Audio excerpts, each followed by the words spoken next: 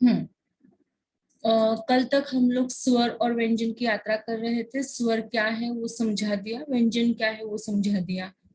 कौन कौन से व्यंजन होते हैं, तो कंठ में क ख ग घ द यह होते हैं, 5 ध्वनियां इसमें होती है। पूरा चार्ट जैसे आपको दिया है, इस चार्ट को आप गूगल क्लासरूम में जाकर ये जो नोट्स हमने बनाकर डाल दी है, उस नोट्स को आप बहुत अच्छे से पढ़िए, लिखिए। उस चार्ट को आप आपके दीवार पर, आपके स्टडी रूम पर सुंदर सा चार्ट बनाकर डाल सकते हो, ताकि आपको समझ में आ जाए कि कौन कौन सी ध्वनियां हैं और कहाँ से वह उत्पन्न होती है।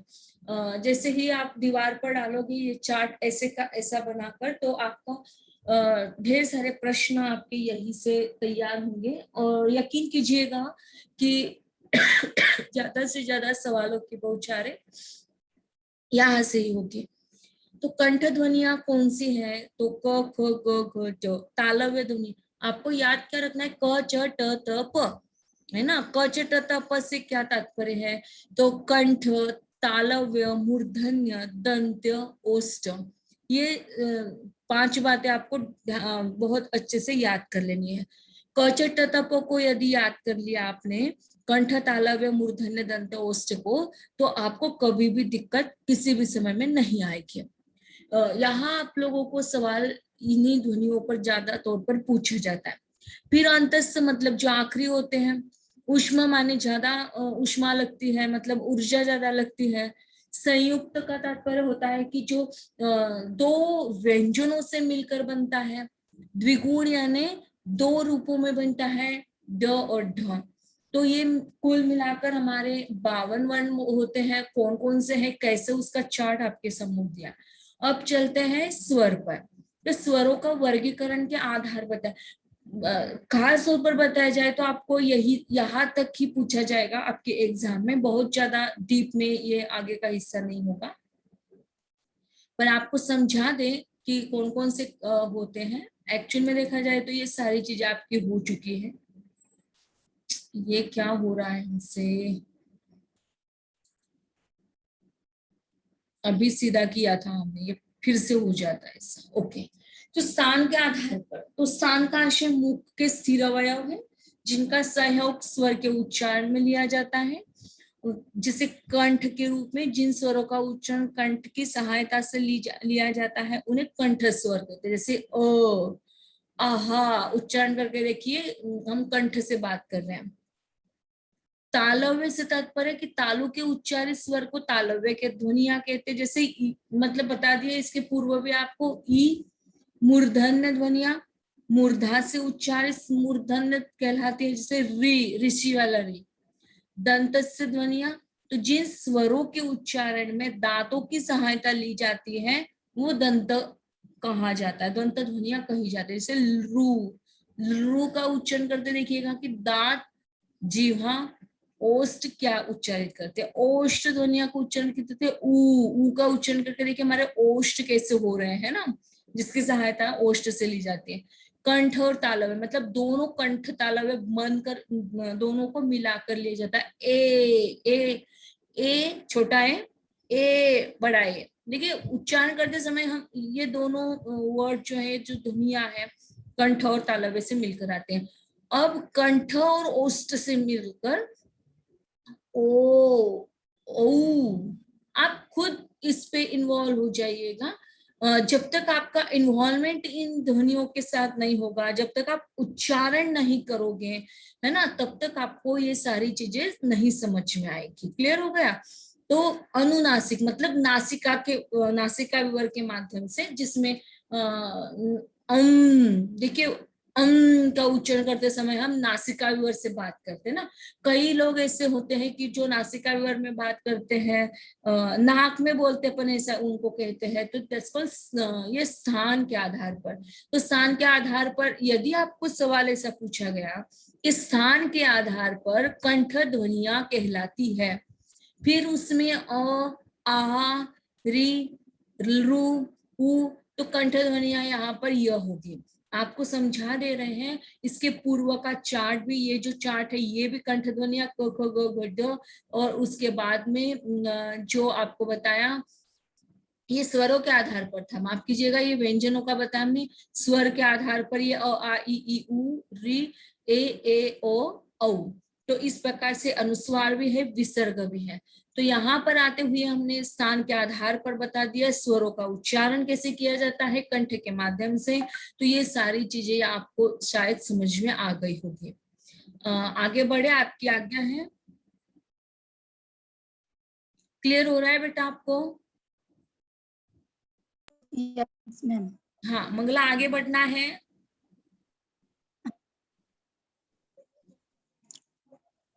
आगे बढ़े बेटा। हाँ मैम। ओके ओके, धन्यवाद बेटा। अब चलते हैं प्रयत्न के आधार पर, मतलब हमें क्या प्रयास करना पड़ता है बोलने के लिए, है ना। मतलब यह प्रयास कैसे होगा, तो जीवा की ऊंचाई के आधार पर। जैसे संवृत्त होता है माने गोल होता है, अर्ध संवृत्त माने आधा गोल होता है, विवृत्त यानी क्या, बोल के देखिए अ का उच्चारण करते समय और ओ का उच्चारण ओ का उच्चारण करते संवृत्त आएगा, है ना। तो संवृत्त का मतलब क्या, तो गोल गोल हिस्सा जो होता है हमारा। और अर्ध संवृत्त माने आधा गोल, और विवृत्त माने क्या, चिपका हुआ, मतलब दोनों ओष्ठ हमारे एक दूसरे से चिपक जाते हैं। और अर्ध विवृत्त माने आधा खुला आधा बंद, ऐसे। दैट्स कॉल्ड जीवा की ऊंचाई। तो जीवा की ऊंचाई के आधार पर प्रयत्न किया जाता है। जीवा के भागों को हम लोग देख चुके हैं, अग्र हिस्सा, मध्य हिस्सा, पश्च हिस्सा। जीवा की आकृति बताई थी, आपको याद आ रही होगी। उस जीवा के हिस्से बताए थे, अग्र हिस्सा होता है, मध्य हिस्सा होता है, पश्च हिस्सा होता है। और फिर उसके माध्यम से भी कई ध्वनियों का निर्माण होता है, ये भी आपको उस समय में बताया था। चलते हैं आगे, ओठों की स्थिति। अब हमारे जो ओष्ठ होते हैं वो वृत्ताकार होते हैं, अवृत्ताकार होते हैं, मतलब ओष्ठ कभी फैल जाते हैं। जैसे तुमने तुमने कहा हमने, तो फिर तुमने कहते ही हमारा मुख, हमारे ओष्ठ की स्थिति कैसे होती है, फूल बने अंगारे बोल के देखिए। जब ये सारी जो चीजें है ना, ये आप, ये प्रैक्टिकल वर्क है ना। जब आप उसमें ओष्ठ की स्थिति को बताओगे, दिखाओगे, तो ये दिखाने से नहीं होगा, बल्कि ये आत्मसात करना होगा, आपको खुद को बोलना होगा कि ओष्ठ कैसे होते हैं, मतलब आपकी स्थिति ओष्ठ की कैसे मिल पाती है। वृत्ताकार होते मतलब गोलाकार वो हो जाता है, कभी वो अवृत्ताकार होते हैं, तो कैसे होते हैं, क्योंकि हम क्या बोलते हैं उस पर ही डिपेंड करता है। अब आगे चलते हैं, व्यंजनों का वर्गीकरण। स्वरों का वर्गीकरण क्लियर हो गया आपको? स्वरों का वर्गीकरण क्लियर हो गया? Yes ma'am. Okay, good good, आगे बढ़े बेटा।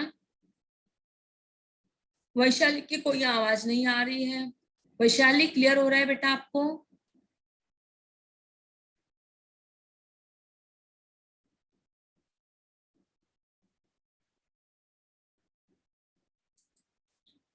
व्यंजनों का वर्गीकरण। अब व्यंजनों का, जैसे हमने स्वरों का देखा, ठीक वैसे ही व्यंजनों का वर्गीकरण देखते हैं। अब स्थान के आधार पर, प्रयत्न के आधार पर अलग अलग जो है उसका वर्गीकरण हम करके बताएंगे आपको कि क्या क्या होता है। अब स्थान के आधार पर, स्थान का अर्थ है प्रयत्न स्थान, अर्थात मुख का वो स्थिर भाग जहाँ दो उच्चारण अवयव मिलते हैं या निकटवर्ती होते हुए स्वर को उच्चारित करते हैं।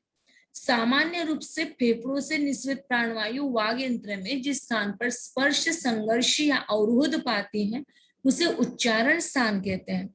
और इस दृष्टि से मुख वेवर विभिन्न स्थान आते हैं, जो इस प्रकार, मतलब देखिए कि किस प्रकार से हमारी स्वर यंत्र मुख होता है, और स्वर यंत्र मुख से किस व्यंजन का उच्चारण किया जाता है। तो यहाँ सारी चीजें दी हुई है। जिस प्रकार से हमने आपको स्वर के बारे में बताया, ठीक वैसे ही यहाँ पर हम व्यंजनों के बारे में बात करें, क्योंकि यहाँ आपको सवाल कहाँ कहाँ और कैसे पूछे जाएंगे इस बात की ओर ध्यान देकर सुनना है। आपको सवाल ऐसा भी पूछा जा सकता है कि मुख विवर में स्थित अवयव से हटकर जिन व्यंजनों का उच्चारण होता है उन्हें कहा जाता है। फिर वहां पर हो सकते हैं कि जिह्वामूलीय, स्वर यंत्रमुखी, मूर्धन्य ध्वनिया या तालव्य ध्वनिया। Which is the correct answer? तो आपको ध्यान रखना है कि मुख व्यवहार में स्थित अवयव से हटकर जिन व्यंजनों का उच्चारण होता है उन्हें स्वर यंत्र मुखी कहते हैं। बेटा जितना आसान है ये गूगल क्लासरूम पर या माफ कीजिएगा ये ऑनलाइन एग्जाम उतनी ही कठिन है, क्योंकि डीप स्टडी आप लोगों को करनी पड़ती है। और डीप स्टडी करते हुए हम लोग ये भूल जाते हैं कि इसे क्या कहा जाता है, उसे क्या कहा जाता है, ये प्रश्न आएगा या वो प्रश्न आएगा। हम आपको बार बार समझा देते हैं कि जैसे अलग अलग प्रश्नों का सिलसिला चलता है, तो इन्हीं नोट्स के आधार पर आपको छोटे छोटे प्रश्न बनाने आने चाहिए। जैसे हमने 10 नंबर्स की टेस्ट आपके पहले टॉपिक के लिए, वैसे यहाँ पर आपके मुझे लगता है कि ज्यादा 50 माने 5 टेस्ट आपको इस टॉपिक पर देनी होगी, तब जाकर हमारा ये टॉपिक आपके साथ क्लियर होगा। तब तक क्लियर नहीं होगा जब तक आप उसकी एग्जाम नहीं दोगे, है ना। देखिए ये बात तो डिपेंड करती है बेटा आप लोगों पर, आपकी सेंसिटिविटी पर, कि आप उस विषय को कितनी गहराई से लेते हैं, क्या आप उसे समझ पा रहे हो या नहीं, मुझे नहीं पता। लेकिन आपको इस विषय को बहुत अच्छे से समझना होगा, समझना ही होगा, क्योंकि यह प्रैक्टिकल वर्क है, आपके साथ जुड़ा है। आप जब बात करते हो आपके मुख विवर में स्थित जो अवयव होते हैं उन्हीं अवयवों से लेकर है। जीवा, जो मैं आपको कह रही हूँ कि जो जीवा है, जो पदार्थ की परख लेने में बहुत आसान हो जाती है, या हम कहें कि बोलते समय भी उसका अत्यंत महत्वपूर्ण स्थान होता है। जीवा यदि उसका नुकीलापन कम होता है तो बोलते समय मनुष्य तोतला बोलता है, तुरंत हम लोग समझ जाते कि हाँ इसके जीवा में कोई प्रॉब्लम जरूर है। मतलब आसानी से जो सर्वसाधारण मनुष्य है ना वो समझेगा नहीं, लेकिन जिसने भाषा विज्ञान को बहुत अच्छे से समझा है वो समझ जाएगा कि जीवा इसकी खराब है, इसका नुकीलापन कम है, जिस कारण इसका प्रोनाउंसिएशन क्लियर नहीं है।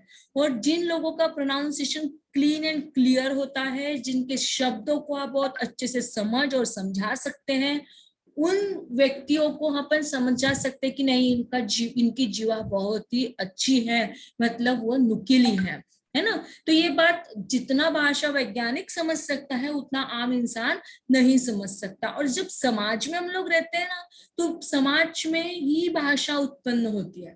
बिना समाज के भाषा की उत्पत्ति या भाषा का स्थानपन आत्मसात ही नहीं करेंगे। मतलब जो हम कहें कि धरती और आकाश का जो रिश्ता होता है, फूल और खुशबू का जो रिश्ता होता है, पानी और बहना नदी और उसके पानी का जो रिश्ता होता है ना, बस वही रिश्ता है। पति और पत्नी का जो रिश्ता होता है, जो शब्द और उसके अर्थ का जो रिश्ता होता है, यही रिश्ता है भाषा विज्ञान का और मनुष्य का। उसे आप और हम कोई भी दोहरा नहीं सकते, मिटा नहीं सकते उसके अस्तित्व को। जहां समाज है वहां मनुष्य है, और जहां मनुष्य है वहां पर भाषा है। एक दूसरे के अस्तित्व को हमें स्वीकार करना ही होगा। इसलिए आप सभी लोगों से विनम्र निवेदन होगा कि आप जब भी हम कहते हैं कि जीवा मूल्य, मतलब जब अपन व्यंजनों की बात करते हैं, तो व्यंजनों की बात करते समय हमने अलग टाइप से बताया, और स्वरों की बात ही तो अलग टाइप से। जब स्वर यंत्र मुखी है तो स्वर यंत्र मुख से कौन सा व्यंजन का निर्माण होता है, तो है ना, मुख विवर में स्थित अवयव को हटा दिया जाता है। और स्वर यंत्र से उच्चारण होता है का उच्चारण देखिए, और गले के पास में आप हाथ लगाकर देखिए, उच्चारण यहां से होता है देखो उच्चारण करके देखो कहाँ से आ रहा है, आप खुद बोलो। जब तक आप उसमें इन्वॉल्व नहीं होगे बेटा, ये हमारा स्वर यंत्र का प्रॉब्लम है, कि हमारी आवाज आप तक ठीक ठाक ढंग से नहीं आ पा रही, बीच बीच में अटकती है। ये मेडिसिन की वजह से कहो या हाइपर एंटीबायोटिक पेट में ना, इसलिए ये आवाज में खराबी आ जाती है ना। मतलब तय है कि कोविड-19 का प्रभाव अभी भी हमारे गले पर सवार है, उसे उतार नहीं सकते हैं। जीवा मूल्य मतलब जीवा के मूल से आने वाला, जीवा मूल हमने देखा ना, जीवा की आकृति को बताया था आपको। चलो अपन चलते हैं जीवा की आकृति पर, बता देते आपको, इसके आगे का हिस्सा है शायद। Yes yes yes yes yes. जीवानोक, जीवाग्र, जीवा मध्य, जीवा पच्चे, इसे हम लोग देख चुके स्वरों में। अब अपन चलते पांचवें हिस्से पर, जीवामूल। तो फिर से एक बार अपन जीवामूलीय जो है उसको देखने का प्रयास करते हैं। क्लियर हो रहा है बेटा? आपको समझ में तो आ रहा है? किसी को कोई सवाल तो नहीं है?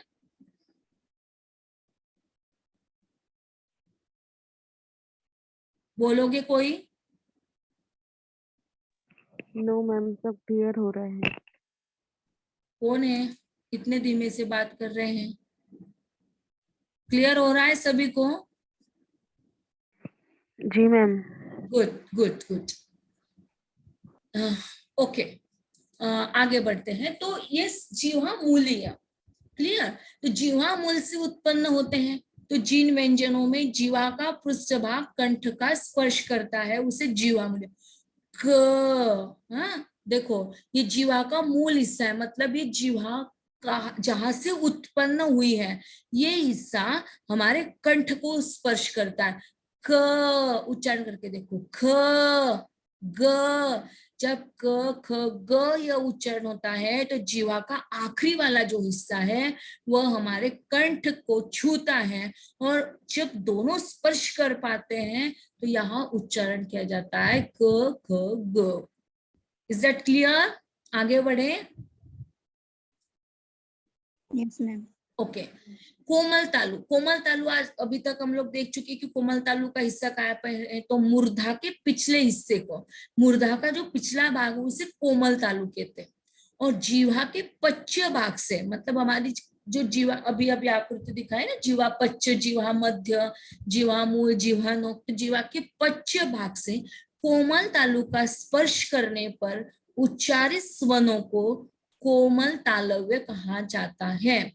अब आप कहोगे कि मैडम जीवा मूल्य में भी क ख ग आते हैं और यहाँ कोमल तालु में भी आते हैं, तो हाँ आते हैं, लेकिन आपको बता दूं सवाल आपको जैसे पूछे जाते हैं उस हिसाब से आपको उसका आंसर ढूंढना होगा।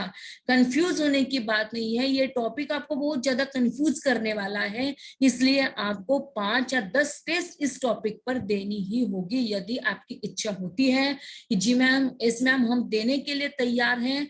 तो हम उस आपके लिए प्रश्न बनाएंगे। आप कह दीजिए जितने रेगुलर है, 4 बच्चे रेगुलर है। कविता का हाँ होता है, हमेशा कविता हाँ कहती है, लेकिन वो अभी बीमार है जिस कारण उसका एस या नो कुछ समझ में नहीं आएगा। लेकिन आप जितने लोग रेगुलर रहते हो, आप कम से कम बता दीजिए कि एस मैम हम लोग टेस्ट देने के लिए तैयार हैं, क्योंकि पिछले सेमेस्टर में हमें बहुत बुरा बहुत ही मतलब घटिया तरह की पेशकश आप लोगों की हुई है, जो मुझे बिल्कुल पसंद नहीं आई। हमने सर से भी कहा कि सर ऐसे कैसे बच्चे हमारे, उनके पास डिपेंडेंसी नहीं, इतना ये बच्चे कैसे इतने खफा हो सकते हैं, क्या बात है, क्या प्रॉब्लम है इन बच्चों में। सर का भी डिस्कशन हुआ इस बात पर कि नहीं मैम आप इतना बुरा मत मानिएगा कि ये बच्चियां ऐसा बिहेव करती है, कि हम बात करते हैं फिर भी बात नहीं करती है, हम बोलते हैं समझ में आया तो भी उनका आंसर नहीं होता है। टेस्ट बताइए, टेस्ट दी, एक भी लड़की ने टेस्ट दिया नहीं है, तो ऐसा कैसे हो सकता है। तो यदि आपकी इच्छा होती है कि एस मैम, कंफर्मली होके बता दीजिएगा कि जी मैम हम टेस्ट के लिए तैयार है, तो हम आपके लिए प्रश्न बनाएंगे, अदरवाइज हम एक्स्ट्रा आप पर वर्कआउट नहीं करना चाहते, क्योंकि ऑलरेडी हमने बहुत आप पर मेहनत की पिछले सेमेस्टर में और जिसका नतीजा हम देख चुके हैं। आप बोलो आपकी इच्छा होती है टेस्ट देने की, एस या नो, तो हम वो प्रश्न बनाएंगे ताकि आप जो एग्जाम दोगे, एक्सटर्नल एग्जाम जो यूनिवर्सिटी के एग्जाम होगी, उसके लिए प्रश्न आपके पास रेडी होंगे। यस मैम, लेनी है test. Good, very good. Komal की हाँ है, बाकी के लोग? Yes, ma'am. Very good. Mangla की हाँ है। सोनाली, उजाला? जी मैम, देनी है। ओके उजाला, आपकी आवाज बहुत कम आती है बेटा, क्या प्रॉब्लम है?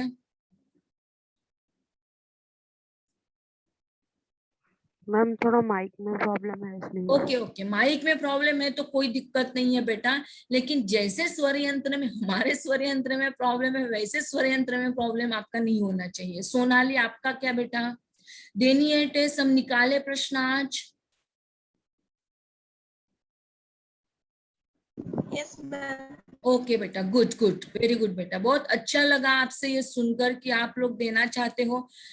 ये देने में आप लोगों को बड़ा मजा आता होगा क्योंकि मटेरियल आपके पास है, मटेरियल आपके साथ है और टीचर एग्जाम ले रहा है।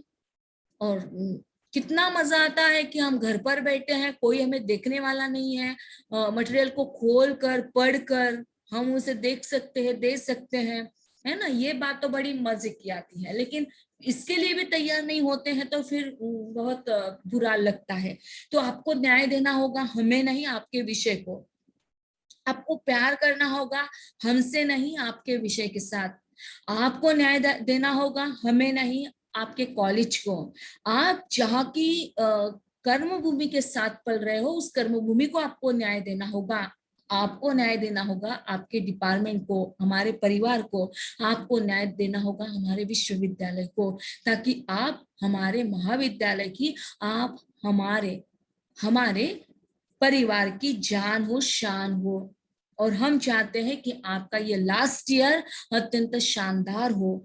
आप बहुत अच्छे खासे उस जगह पर, उस मुकाम पर पहुंच सके जहां पर यूनिवर्सिटी के टॉपर पहुंचते हैं, फर्स्ट सेकंड थर्ड रैंक में आपको हम आना चाहते हैं, देखना चाहते हैं। नाम किसका होगा यदि फर्स्ट सेकंड आएंगे तो? हमारा? कहाँ किसका नाम होगा बताइए आप, किसका नाम होगा? जब फर्स्ट सेकंड रैंक मिलेगी तो नाम आपका होगा या हमारा होगा? कीर्ति हमारी होगी या आपकी होगी? हमारी होगी। हमारी होगी मैम। यस, मंच पर कौन जाएगा ऊपर मेडल लेने के लिए? यूनिवर्सिटी टॉपर जब बनोगे तो यूनिवर्सिटी में जब पुरस्कृत किया जाता है, जब इतने बड़े वीसी के हाथों से आपको कुछ इनाम दिया जाता है, तो वो कौन लेगा? आप लोगे या आपकी जगह पर हम दौड़ते चले जाएंगे? हम लोग लेंगे मैम। मेहनत किसे करनी होगी फिर, हमें या आपको? हमें हमें। ओके, तो फिर तैयार रहिए। नेक्स्ट वीक में आपकी एग्जाम होगी और उस एग्जाम के, हाँ जी बोलिए बेटा। हमारे पीछे आप भी बहुत मेहनत करते पढ़ाने के लिए। हाँ जी, हमारे पीछे आप भी बहुत मेहनत करते पढ़ाने के लिए। हाँ, हमें बेटा, हम तो इसी के लिए बने हैं, इसीलिए बने हैं। लेकिन क्या करें, आप हमारी मेहनत को नहीं समझते। हमें तो रोना आ जाता है जब आप लोग जुड़ते नहीं हो। और जब डॉक्टर कहता है ना कि मैडम लेक्चर मत लीजिए, मत लीजिए, तो चुपके से हमने तो ये चुरा कर लेके आए लैपटॉप। पता है लैपटॉप भी हमारे पास नहीं था, लेकिन जब से लिए हैं बच्चे, मतलब ये बात है कि जो शेयर नहीं करनी चाहिए आपके साथ, इसलिए शेयर करनी पड़ती, ताकि आप हमारी मेहनत को समझो। कि एक टीचर, जबकि उसका डॉक्टर उसे मना कर रहा है कि आपको लेक्चर लेना नहीं है, हमें हमारे एचओडी ने भी मना कर दिया। हमारे पीठ पे जो पूछे सर को, सर ने डायरेक्टली मना कर दिया कि मैम अभी आप लेक्चर्स मत लीजिए, जब आप बहुत अच्छे हो जाओगे तब आपको ये सारे जो लेक्चर्स आपने लिए हैं, इसकी शायद श्वास प्रश्वास की जो प्रक्रिया है वो आपकी बात में आपको ही भुगतान भुगतना पड़ेगा। लेकिन क्या करें, दिल है कि मानता नहीं। आपसे बात किए बिना, चाहे वो FY के बच्चे हो, SY के बच्चे हो, चाहे TY के बच्चे हो, बिहेव आप लोगों का कैसा भी हो, लेकिन क्या करें, आपसे प्यार जो हो गया है, अब आपसे प्यार हो गया मतलब उस विषय को प्यार हो गया। और जब विषय से प्यार हो जाता है ना, तो फिर दिल अपने आप चला जाता है, घिसट जाता है आपके पास कि नहीं, हमें हमारे बच्चों को कुछ देना है। इसलिए बेटा, जितनी मेहनत हम करते हैं उससे ज्यादा मेहनत आप लोगों को करनी है, क्योंकि हम आपको यूनिवर्सिटी के टॉपर दिखाना चाहते हैं, बनाना चाहते हैं। और पता नहीं आप में से जो भी माहिर होगा, हम तो देना चाहते हैं। आप क्या ले रहे हो डिपेंड करता है आपकी सेंसिटिविटी पर, डिपेंड करता है आपकी कंसंट्रेशन लेवल पर, कि हमारे आपकी कंसंट्रेशन लेवल क्या है। तो ऐसी टेस्ट, जब आप 10 टेस्ट यदि आप लोगों ने दे दी ना हर विषय की, तो मुझे नहीं लगता है कि आपको 100 नंबर्स प्राप्त करना या 60 नंबर्स में से 59 या 60 नंबर्स प्राप्त करना बहुत कुछ आसान, कठिन होगा। अत्यंत सरलता से आप उस टेस्ट को फिल करते जाइए, हर समय उस टेस्ट के प्रश्नों को लिख लीजिए, उस प्रश्नों के आंसर को लिखिए और एक बुक बनाइए कि चलो इस यहाँ पर ये प्रश्न तैयार हो रहा है, ये प्रश्न तैयार हो रहा है, तो अपन उसे लिख ले, ताकि आपको जब आपके टेस्ट, जब आपके एक्सटर्नल एग्जाम होगी तो वो सारे प्रश्नों को ही आप पढ़िए, उनको ही दिखिए। अलग प्रश्न नहीं पूछे जाएंगे क्योंकि सिलेबस आपके पास है, सिलेबस के हिस्से को आपको देखा है, आपको पढ़ाया गया है, उसी में से प्रश्न पूछे जाएंगे। और अन्य सिलेबस को छोड़कर कोई भी ऐसा बेवकूफ टीचर नहीं होगा जो आपको अन्य दूसरे किसी विषय पर प्रश्न पूछेगा। तो है आपके सामने है, आप उसे बहुत अच्छे से पढ़ो, देखो, जांच पड़ताल करो, ये अपने आप बन जाएगा बेटा। ठीक है, तो हम आपको बताना चाहते हैं कि जैसे स्वर यंत्र मुखी में हमने स्वरों के उच्चारण के साथ देखा, तो यहाँ पर हम उसे व्यंजनों के रूप में देखते हैं, चाहे वह स्वर यंत्र मुखी हो, चाहे वह जीवा के मूल हिस्से के साथ हो। तो जब क ख ग का उच्चारण हम जीवा मूल के साथ करते हैं तो एक कोमल हिस्सा जो हमारा कोमल तालु कहलाता है, यह भी हमारे जीवा के पच्चे भाग को छूता है। और जब वो दोनों स्पर्श करते, कोमल तालु और हमारी जीवा का पच्चे हिस्सा, तब जिन स्वरों का उच्चारण होता है, जिन ध्वनियों का उच्चारण होता है, उन्हें हम कोमल तालव्य ध्वनियां कहते हैं। सवाल आपको ऐसा देखिए, सवाल में ही उस प्रश्न में ही उसका आंसर होता है, लेकिन प्रश्न आप किस ढंग से पढ़ रहे हो उस पर आपको पता चलेगा। जैसे जीवा के पच्चे भाग से, जीवा के पच्चे भाग से मतलब आ गया जीवा का पच्चे हिस्सा, कोमल तालु का स्पर्श करने पर उच्चारित स्वरों को कहा जाता है। देखो, यहीं पर आपके दोनों सवाल आ जाते हैं, दोनों प्रश्नों में ही आपका आंसर है कि जीवा और कोमल तालु मतलब वो कोमल तालव्य ध्वनियां होगी, है ना।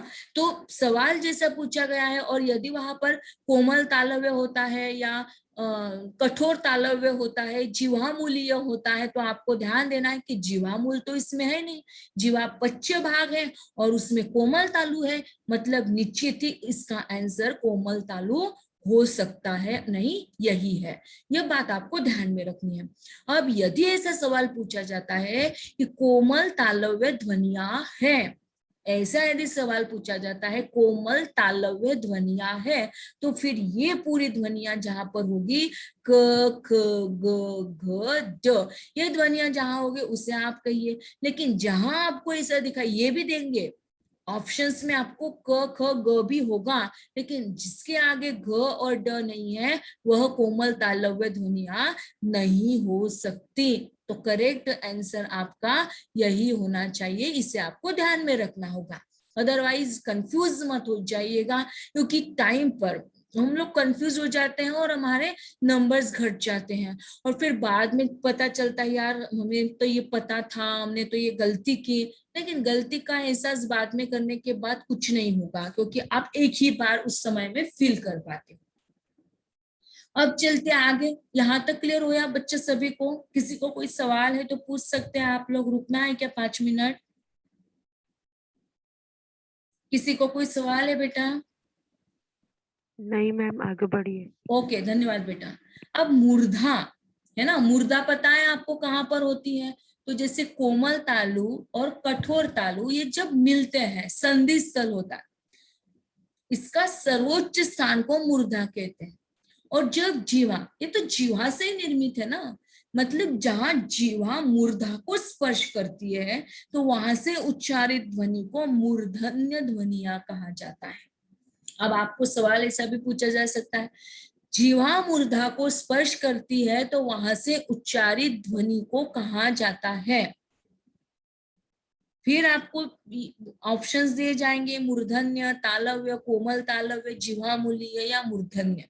तो यहाँ करेक्ट आंसर आपका होगा मूर्धन्य ध्वनिया। और फिर कौन कौन से ध्वनियां इसमें होती है? तो ट वर्ग की ध्वनियां, मतलब ट वर्ग से तात्पर्य क्या है? तो ट ठ ड ढ न, उच्चारण करके देखो आप, जब आप उच्चारण करोगे तब हमारा कोमल तालु कठोर तालु जहां पर मिलते हैं, है ना, और उस मिलते हुए स्थान को ट उच्चारण करो, हमारी जीवा ऊपर जाती है, ट ठ जा रही है नहीं जा रही, खुद देखो, उसमें इन्वॉल्व हो जाओ कि हाँ मैम सही में जा रही है। आप गलत बता रहे हो मैडम, ये आपने गलत बताया कि ट या मूर्धा को छूता है, मतलब कोमल तालु कठोर तालु में नहीं छूता है, आप तो एक गलत कह रहे हो। गलत है तो गलत है ना। र उच्चारण करके देखो, र र कहाँ छू रही है? हमारी जीवा ऊपर जा रही है, वो छू रही है हमारी मूर्धा को। श उच्चारण करो, श। ये 4 बार आप जब उच्चारण करोगे ना बेटा घर रहते हुए, तब आपको पता चलेगा कि यस मैम आप बिल्कुल सही कह रहे हो। कर रहे हो क्या आप ऐसा प्रयास? बोल रहे हो क्या आप अपने आप पीछे पीछे बोल रहे हो क्या हमारे? जब ये लेक्चर मुझे बहुत अच्छा लगता है क्योंकि ये टॉपिक आई लाइक इट, बहुत अच्छा है। लेकिन ये ना आमने सामने होने चाहिए बच्चे। जब हम बोलते हैं ना ट वर्ग की ध्वनियां, तो तुरंत हमारी सारी लड़कियां, मतलब सारे लड़के और लड़कियां, हम तो मतलब को एजुकेशन में पढ़ाते थे, तो जब लड़के बोलते थे तो लड़कियां उन पर हंसती थी, और जब लड़कियां बोलते थे तब लड़के उन पर हंसते थे, क्योंकि हम एक ध्वनि उनको कहने के लिए बोलते लड़कियों को, दूसरे लड़कों को। तो जब आवाज उनकी आती थी तो उस आवाज में भी डिफरेंस थी, क्योंकि लड़कियों की जो आवाज होती है उसमें मिठास होती है और लड़कों की आवाज में कठोरता होती है। तो फिर ट का उच्चारण करते समय लड़की का आवाज अलग होता है, लड़के का आवाज अलग होता है। तो ये बहुत इंटरेस्टिंग सब्जेक्ट है। बस उसके लिए आपको क्या करना होगा, उसमें आपको इन्वॉल्व होना होगा। जब तक आप हमारे पीठ पीछे नहीं बोलोगे ना, तब आपको यकीन नहीं होगा। क्या आप हमारे पीठ पीछे बोल रही हो? क्या आप उसे फील कर रही हो कि जी मैम ट वर्ग की ध्वनि को हमने सही में देखा? क का उच्चारण करते हुए हमने भी कंठ के माध्यम से जो छूता है, कंठ को जैसे जीवा का मूल हिस्सा स्पर्श करता है और वहां से जीवा मूल की ध्वनियों को आत्मसात करते हैं, वैसे हमने देखा। कितने लोगों ने फील किया? कितनी लड़कियां मुझसे आत्मसात कर रही है कि यस मैम हम प्रयास कर रहे हैं?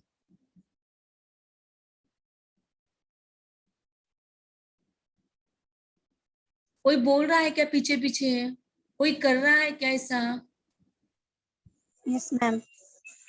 वेरी गुड मंगला, बहुत अच्छे बच्चा। जब आप उसमें पूरी तरीके से इन्वॉल्व होगे ना उजाला, आप भी, तो कोमल आपको भी करना है बेटा। ये तो आप कोमल आपके नाम के साथ इतना सब कुछ जुड़ गया है और फिर भी आप चुप्पी साधे हैं, तो ये काम नहीं चलेगा। कोमल कोमलता से भरी होगी, इसमें कोई संदेह ही नहीं है। लेकिन आपको इन सारी, जैसे कोमल तालु है तो कोमल तालु को जीवा छूती है, तो जीवा के माध्यम से निकलने वाली जो ध्वनियां है उसे भी आपको याद करना पड़ेगा बेटा। तो ये सारी चीजें आप उसमें इन्वॉल्व होंगे तभी आपको आ जाएगी। Okay done. या आप घर पर करो प्रयास ध्वनियों को उच्चारित करने का। तो मुर्दा, हाँ जी बोलिए बेटा, बोलो बोलो, कोई आवाज दे रहा था हमें, किसी ने आवाज दी? नहीं मैम। नहीं मैम। बड़े बेटा आ गए? जी ma'am. Okay yes ma'am. Okay okay. अब देखिए, जैसे ट वर्ग की ध्वनियां हैं और र और श, यह होते हैं मूर्धन्य ध्वनियां। सवाल आपको यहाँ पर पूछा जा सकता है कि ट वर्ग की ध्वनियां कहलाती है, फिर उसमें ये सारे ऑप्शंस दे जाएंगे। ऑप्शंस में करेक्ट ऑप्शंस आपका मूर्धन्य होगा। आगे बढ़ते तालव। और मूर्धा और वस्य के मध्य भाग को तालु कहते हैं। यहाँ से उच्चारित जो ध्वनियां होती हैं वह तालव्य ध्वनियां कहलाती हैं। च, च उच्चारण करो, च, च वर्ग ध्वनि, च, छ, ज, च वर्ग की जो ध्वनियां है ना, तो च वर्ग की ध्वनियां य, श, यह उच्चारण तालु से होने के कारण इन्हें तालव्य ध्वनियां कहा जाता है। मतलब देखिएगा कि जब हम उच्चारण करते इन सभी के उच्चारण प्रक्रिया में जीवा का अनन्य साधारण महत्व है। जीवा को यदि अपन 2 उंगलियों में पकड़कर रखते हो, कहते उच्चारण करके देखो आप, हुई होगा ही नहीं, एक का भी उच्चारण अपन कर नहीं सकते यदि जीवा को 2 उंगलियों में पकड़ लेते हैं। और उच्चारण करके देखो च को, नहीं होगा। मतलब इतने सारे अवयव हैं, लेकिन इन सभी अवयवों में एकमात्र ऐसा लचीला अवयव है जिसके बिना ये संभव ही नहीं है, पॉसिबल ही नहीं है, और वह है हमारी जीवा। तो जीवा जहां जहां पहुंचती है, जीवा जिसे स्पर्श करती है, वो ध्वनियां उन नामों से जानी जाती है। ये बात आप पक्की ध्यान में रखो, कहीं पर भी नहीं मिलेगी ये बात कि तालव्य ध्वनियां कहाँ है, मूर्धन्य मने कौन कौन से तालु के बीच में कौन किसे छूता है। तो सबसे पहली छूती है अपनी जीवा। जीवा जहां जाती है, जिस अवयव को स्पर्श करती है, उस अवयव के नाम से वह ध्वनियां जानी जाती है। यह बात पक्का ध्यान में रख लो, गाढ़ बांध लो उसे। तो मूर्धा और वस्य के मध्य भाग को तालु कहा जाता है। और जब ध्वनियों का उच्चारण मनुष्य करता है और तालव्य को छूता है, च का उच्चारण करते समय हमारी जीवा कैसे ऊपर नीचे जाती, च छ च छ। खुद यकीन करो, खुद उच्चारण करो, आपको यकीन हो जाएगा। य और श का उच्चारण तालु से होने के कारण इन्हें भी तालव्य ध्वनियां कहते हैं।